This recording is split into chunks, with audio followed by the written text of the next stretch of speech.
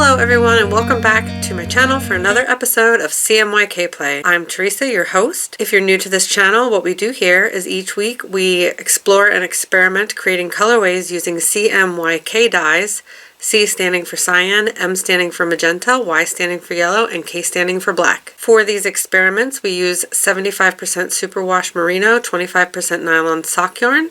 Everything you need to know about what I'm doing, what dye I'm using, and what form I'm using it in, and any other relevant information can be found in the description box below. Please keep in mind that there is no right or wrong way to do this. These are just my experiments and how I'm doing them. There are a few things that can change the outcome of your experiments if you try this at home. If you choose to use a different dye or yarn base than I'm using, or if your water is more or less acidic than mine. I encourage you to use this information as a jumping off point for your own experiments. This week we are going to try to create a light mahogany color. And with that being said, let's go visit past me in the dye studio and see about mixing up that color. Hello everyone, welcome to another episode of CMYK Play. Today we are going to be working on the light mahogany that's part of our project. So I will put that color up on screen so you can see what it looks like. So the values that I found in my research are, we're going to be working with magenta, yellow, and black, and the values are 31 magenta, 50 yellow, and 3 black. So when I had actually started recording this using the liquid, and quickly just, I'm not like satisfied. These colorways are like really, they're kind of specific, and I feel like I am getting better results with the dry powder. So today we're going to just go ahead and do the dry powder. So we're going to be using the magenta, the yellow, and black powder. And let's go ahead and get started. So like I said, the values, magenta is 31, yellow is 50, and K is 3. So I'm going to start with the yellow.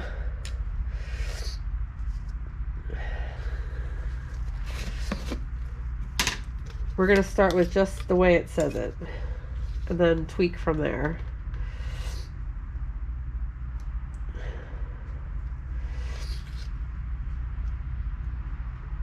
It's basically half a gram is what I'm doing. 0.5.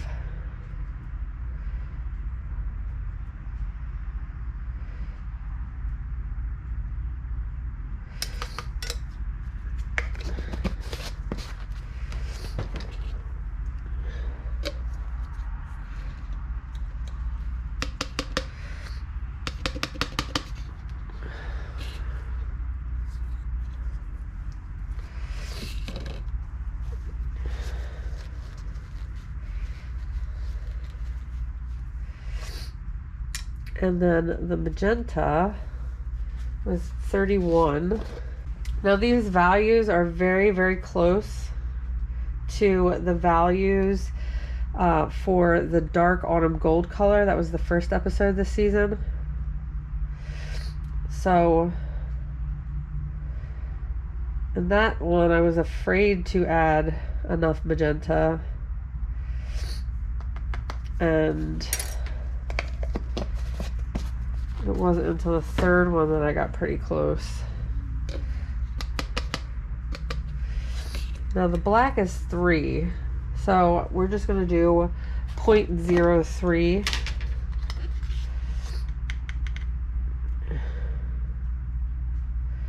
Which is a wee measurement.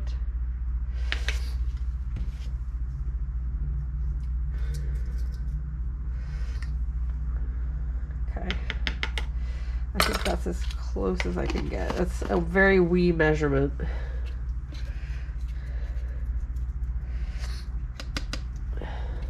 So we did the exact measurements. We did 0.31 of magenta, 0.5 of yellow, and 0.03 of the black. So let's mix that up.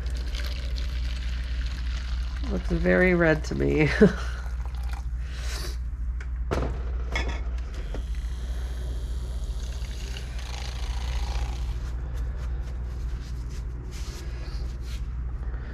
All right, so wowza.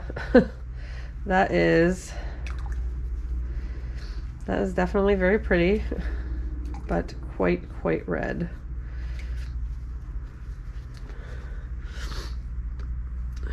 So that is with the figures exactly how they're written out on the internet.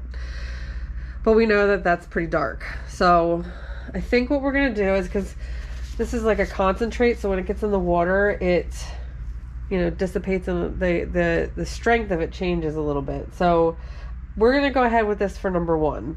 And we're going to make adjustments from these figures to get to that light shade.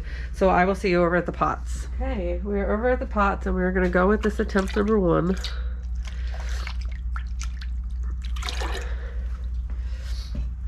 Stir it up. Now I'm fully expecting this to be like a very vibrant color. It's going to be really pretty and vibrant. But that's the shade that we're going for is way lighter. So I'm going to turn the heat on. And let's get our skein. We are dyeing on my fuzzy fingering base, which is a 75% superwash merino, 25% nylon base. These were pre-soaked in water overnight, and we're putting this in. Well, that's really pretty though. The water is just the dye. There's no citric acid. That's gorgeous, but a lot more vibrant than I think we're going for. So I'm gonna go ahead and stir this until I feel some heat in the water, and then we are gonna add our citric acid and go back and adjust. Okay, I'm starting to feel some heat in the water, so we're gonna add our citric acid. And I add 2 tablespoons of citric acid.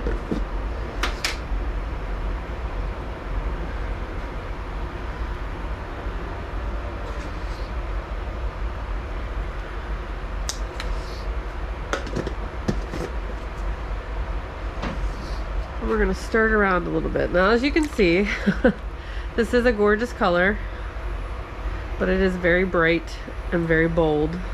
And we are looking, the mahogany color that we are trying to get is a very light color. So we need to make some adjustments to, definitely to the amount of magenta.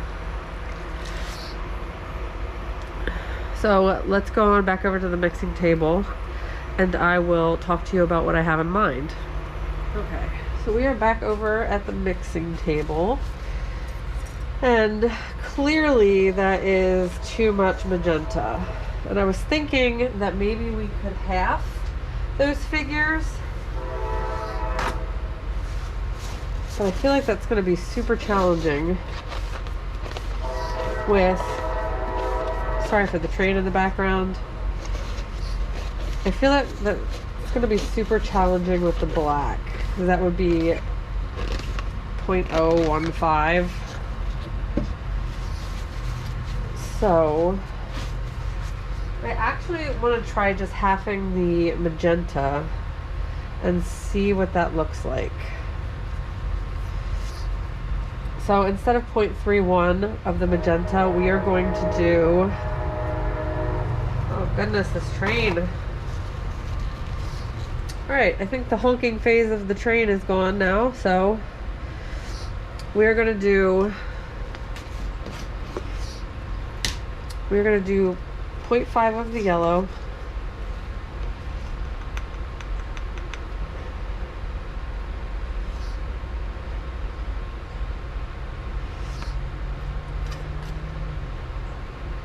All right, I'm gonna go ahead and I'm gonna go ahead and half everything. So we're gonna do 0.25 of the yellow.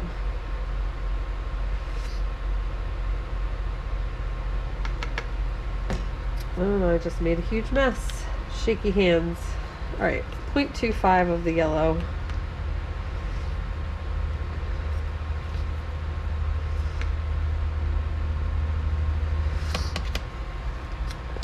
And I am actually going to do 0.1 of the magenta. Really small amount of that black there. So 1. This is as close as I can get it. 0.109. And then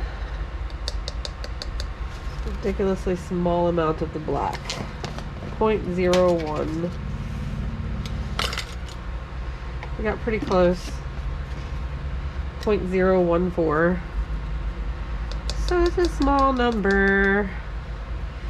Alright, let's mix that up. Let's get some hot water action going. Alright, so this is what's currently in the pot. That was our first attempt. And let's take a look at our second attempt here.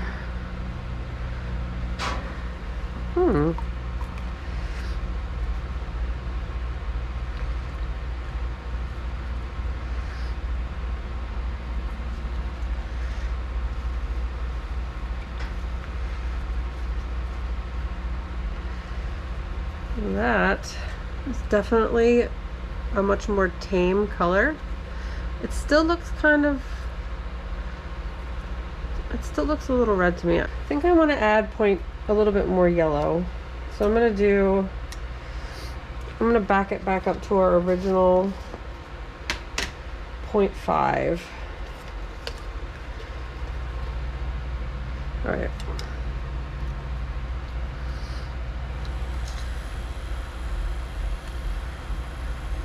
If you remember, if you watched the last episode, sometimes, like, this isn't, like I've said before, this isn't like an exact science.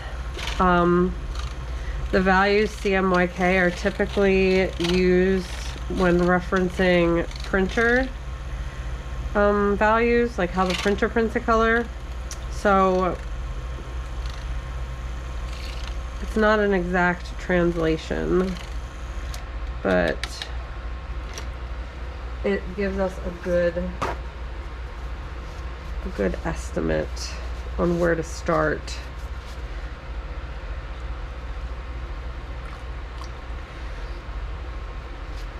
So to me, that is looking closer to what that color might be, or what that color, the mahogany, looked like to me in the photo. Just wonder. All right, I'm gonna give this a shot. I wonder if maybe I should have kept the black value the same too.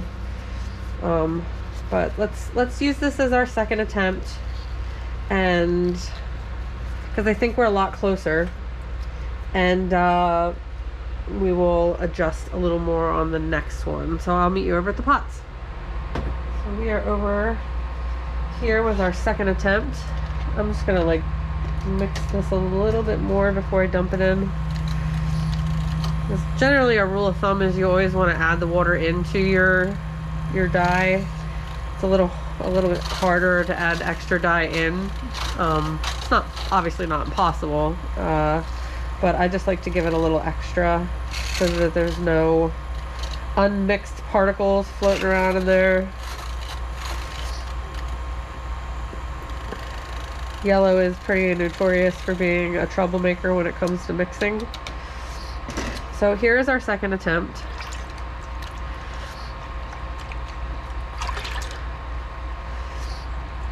I need to plug in the heat cord so we can get some heat. So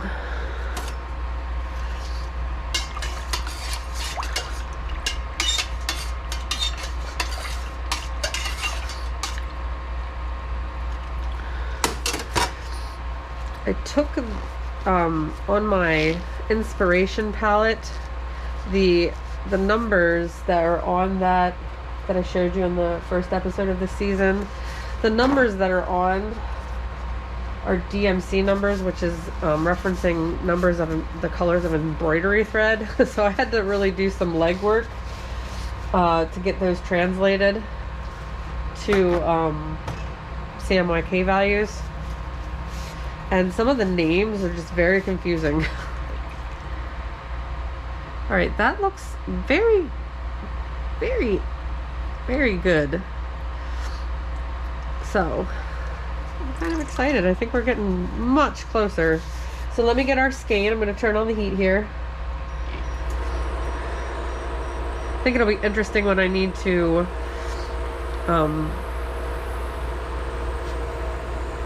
like raise the values to do multiple skeins. It'll definitely be a lot easier dyeing multiple skeins of these colors. So let's get our skein. I'll make sure there's no dye powder still clinging to my gloves so it doesn't poison the well here. Alright, there we go. Right, that is definitely closer. So I'm gonna go ahead and mix this, keep stirring it until I feel some heat in the water, and then I will be back with you guys to add the citric acid and see where we're at for number 3 here. So we are back and I'm starting to feel some heat in the water, so I'm gonna go ahead and add the citric acid. As you can see, I do feel that we're getting closer, but it still looks a little red to me. So let me get the citric acid and I will tell you what I think I'm gonna do. We're just gonna give it a whirl here.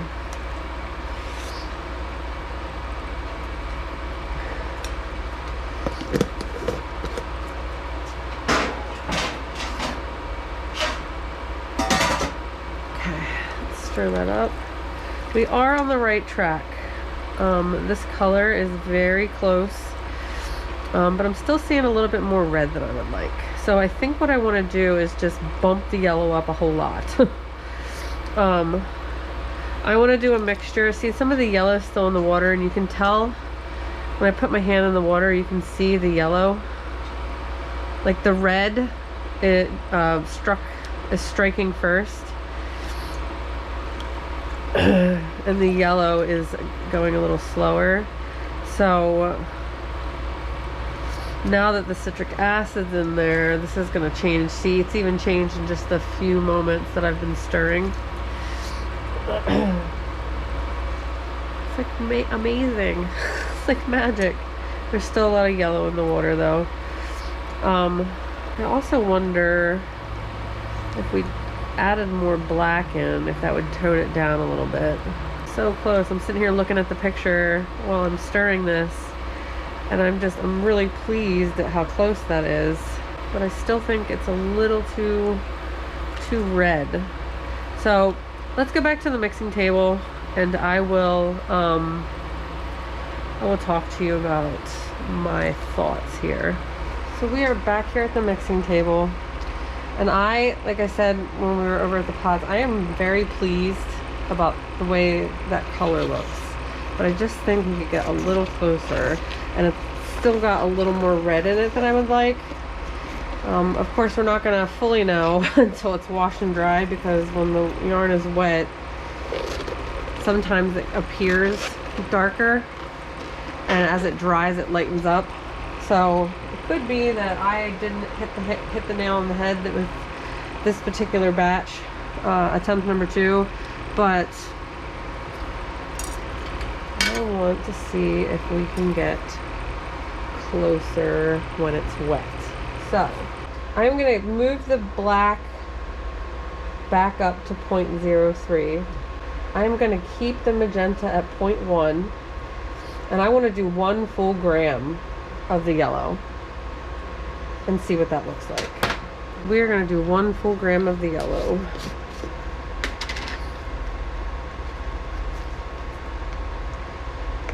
Well, that's spot on. It's very rare that I get it spot on like that. We're going to do 0.1 of the magenta. Okay. I don't know what my brain was doing there.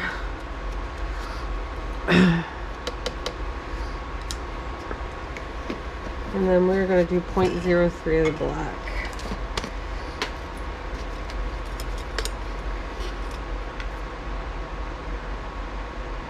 I think I'm going to increase that number. Let's do 0.05. don't know why, but just for fun. 0.05. So I actually think we may end up increasing that number. So let's see what this looks like.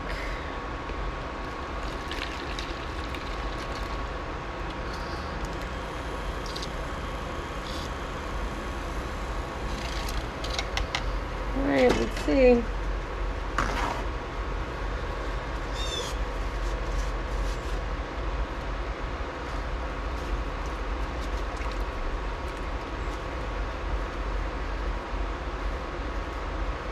So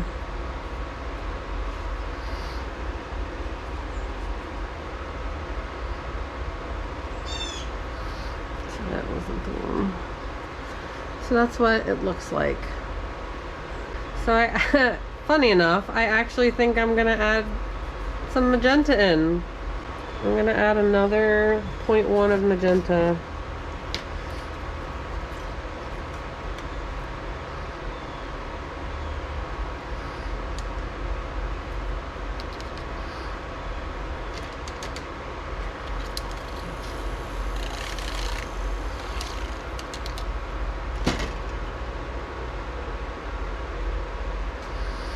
All right.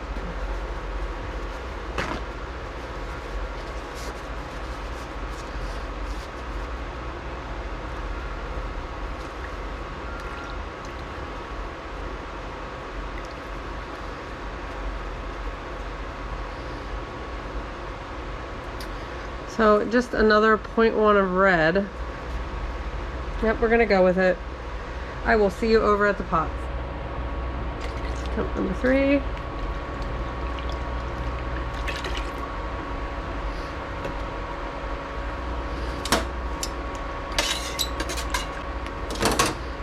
And our final skein. Well, actually, hang on.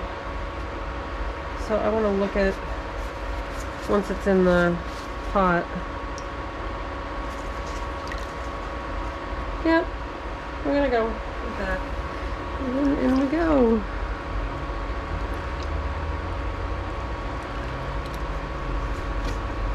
I'll turn on the heat.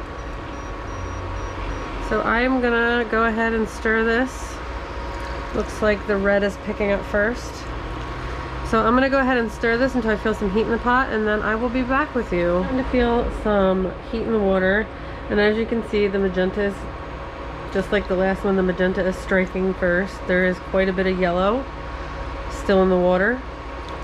So I'm gonna go ahead and add the citric acid. At this point, if I had to pick, now that the attempt number 2 has soaked up most of the color, I think attempt number 2 is probably closer, but we aren't going to know until it's done, until the color has set and it's been washed and dried. But my bets are with number 2 there.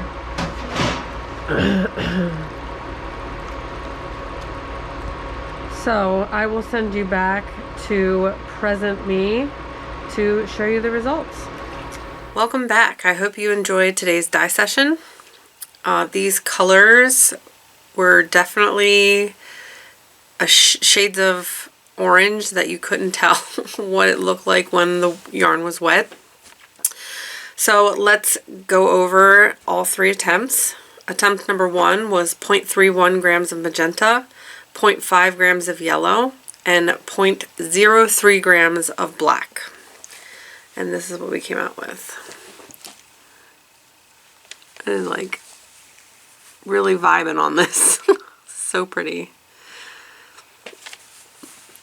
Attempt number 2 was 0.1 grams of magenta, 0.5 grams of yellow, and 0.014 grams of black. And this is the one that I thought in the pot looked the closest. And this is, and dry, I also feel the same way. I feel like this one is the closest to the color in the photo. I'll pop the photo back up so you can take a look. And then attempt number 3 was 0.2 grams of magenta, 1 gram of yellow and 0.05 grams of black. And this is the one that I actually think may actually be close to that dark autumn gold color. So once I get all of, I'm working on the first set of those 2 sets that I showed you in the first episode. I can pop those again on the screen here. Once I get done the first set, I'm going to lay them all out and pick the ones that I think are the closest. But I honestly feel like number 2. You let me know what you think in the comments, but I honestly feel like number 2. That's the light mahogany color. And I'm pretty certain that all of these colors are going to get different names. All 3 of these will be on my website when this airs. If you haven't already, please subscribe to my channel and like this video. If you feel like it's something worth sharing, please share it amongst your friends. The next episode of CMYK Play will air on the 27th, and it will be on a colorway called Wedgwood, and that is a blue color. If you want to say hi, go ahead and say hi in the comments. If you want to take a vote on which one you think was closest, my vote again is number 2. You can go ahead and drop that down in the comments, and we will see you next time. Happy dyeing!